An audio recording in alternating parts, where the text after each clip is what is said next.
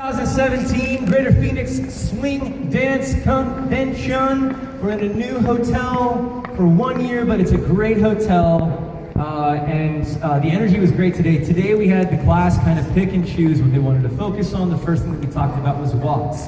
And we explored the varying walks that we have in this dance. And no matter what kind of walk you're doing, to make sure that with your body, you're not using your arms. Because in this case, my arms belong to my dance partner in this dance.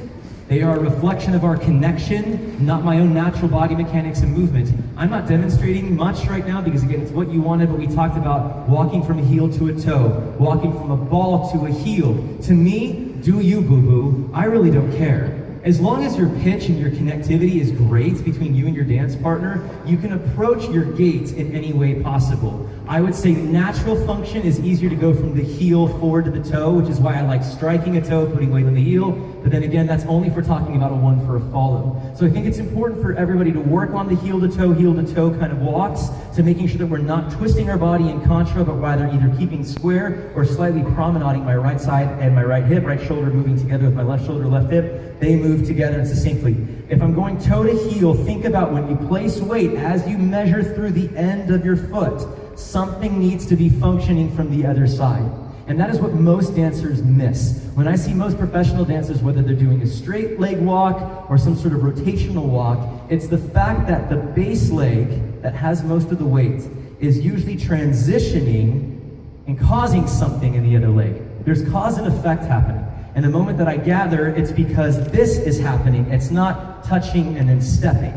That disconnectivity that you see in that kind of movement is one of the biggest separations from like the women and the girls, or the men and the boys.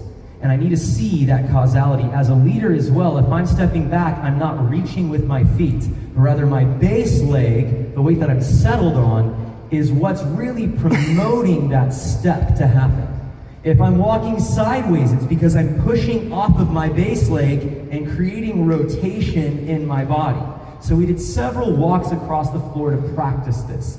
Also, I find it very important, if I'm walking backwards or forwards, you should practice all of these dimensions, because literally, even though this moment is predominantly for a leader, right, as a follower, I can do the exact same thing on a 4 to open my body out on a 5 and 6.